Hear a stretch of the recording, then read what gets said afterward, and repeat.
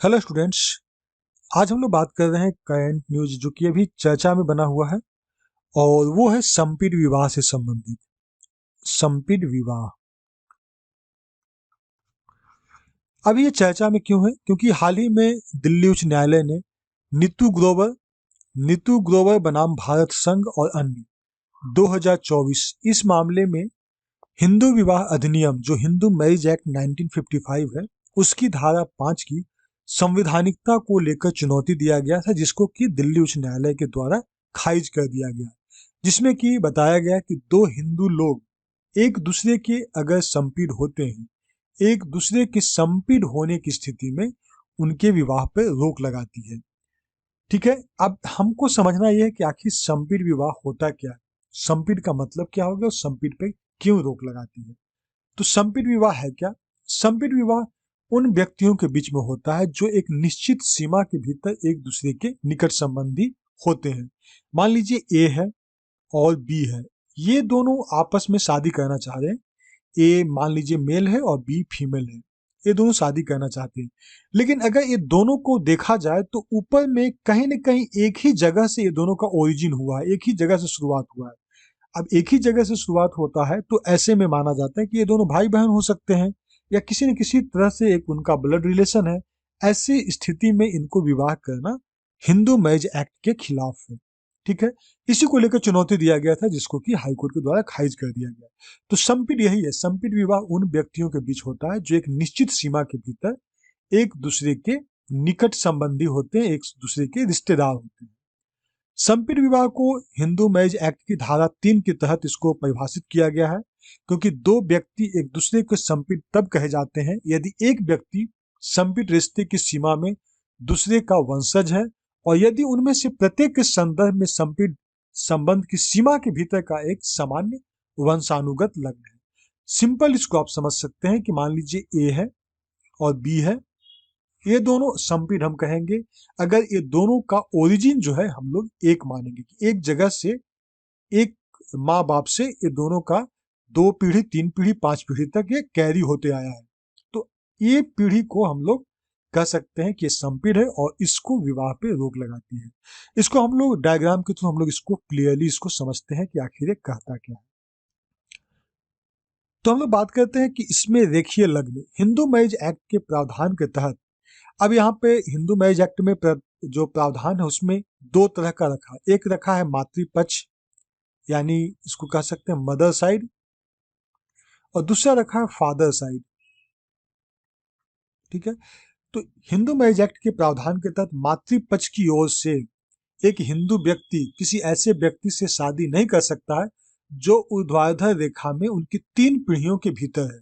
3 पीढ़ी का मतलब हो गया, यहाँ पे बात कर रही है मदर का, तो मदर का मान लीजिए कोई बेटा बेटी हुआ और उसका कोई बेटा बेटी हुआ, तो ये हो गया हमारा, ये 3 पीढ़ी तक चला गया।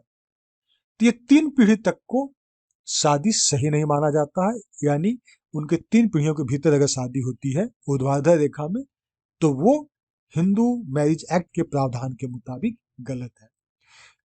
वहीं अगर हम लोग बात करें फादर साइड पितृपक्ष को, तो पितृपक्ष की ओर से यह निषेध 5 पीढ़ी तक है। मदर साइड में हम लोग देखें 3 पीढ़ी तक है और फादर साइड में है 5 पीढ़ी तक। तो ऐसे व्यक्ति अगर 5 पीढ़ी तक होते हैं तो उनको भी शादी करना सही नहीं है, हिंदू मैरिज एक्ट के तहत उस पर भी रोक है। व्यवहार के रूप में हम लोग प्रैक्टिकली अगर इस चीज को हम लोग समझे तो मातृपक्ष यानी माँ की साइड की बात करें तो माँ की ओर से कोई भी व्यक्ति है, यानी माँ है, इसके साइड से कोई भी व्यक्ति है, उसका अपना भाई बहन जो पहली पीढ़ी हो गया, जिसे माँ हो गई ये माँ है, इसके भाई बहन ये पहली पीढ़ी हो गया, और इसके फिर जो बेटा बेटी हो गए यानी जो निचला बच्चा है उसको माता पिता हो गए, ये दूसरा पीढ़ी हो गए, और उसके दादा दादी तीसरा पीढ़ी हो, मतलब 3 पीढ़ी तक में जो मदर साइड का है उसमें नहीं शादी कर सकते हैं। वही पितृपक्ष की बात करें तो ये जो है निषेध जो है उनके 5 पीढ़ी के भीतर इस वंश को साझा करती है। एग्जाम्पल के तौर पर आप समझ सकते हैं कि जैसे ये है ब्लू जो कलर है मेल के लिए है और पिंक जो है वो फीमेल के लिए है, इसको डिनोट किया गया है। अब संपीड़ा जोन देखें, अगर हम लोग बात करें फादर साइड का, फादर साइड में हम जानते हैं कि 5 जनरेशन तक है। अब ये दोनों मेल फीमेल है, ये दोनों से बच्चा हुआ, तो मान लीजिए इस पे आया, इसमें भी मेल फीमेल जो भी बच्चे जन्म लिए, तो ये हो गया पहला पीढ़ी, ये हो गया दूसरा पीढ़ी, ये तीसरा पीढ़ी, चौथा पीढ़ी, अब ये हो गया हमारा पांचवा पीढ़ी। तो पांचवा पीढ़ी तक इसमें आप शादी नहीं कर सकते क्योंकि कहीं ना कहीं ये आपस में रिलेटेड है। वहीं अगर मदर साइड में देखें तो तीन पीढ़ी होता है। पहला पीढ़ी हो गया, दूसरा पीढ़ी हो गया और तीसरा पीढ़ी हो गया। इसको तीन पीढ़ी तक में शादी को इनकार किया जाता है, यानी शादी को प्रतिबंध करता है, निषेध करता है। वो कौन करता है? HMA, Hindu marriage act 1955। 1955 का जो सेक्शन 5 है, धारा 5 है, उसमें इसको निषेधाज्ञा के बारे में बताया गया है। और HMA में जो संपीड़ विवाह है, इसका सेक्शन 3 में इसको बताया गया है, डिफाइन किया गया है कि संपीड़ विवाह क्या होता है।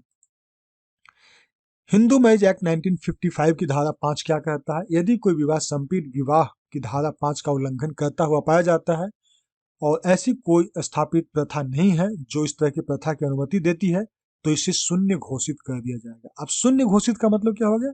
उस शादी को अमान्य माना जाएगा, मतलब उसको माना जाएगा कि उस शादी कभी हुआ ही नहीं। इसका मतलब यह हुआ विवाह शुरू से ही अमान्य था और ऐसा माना जाएगा कि जैसा कभी ये शादी हुआ ही नहीं था।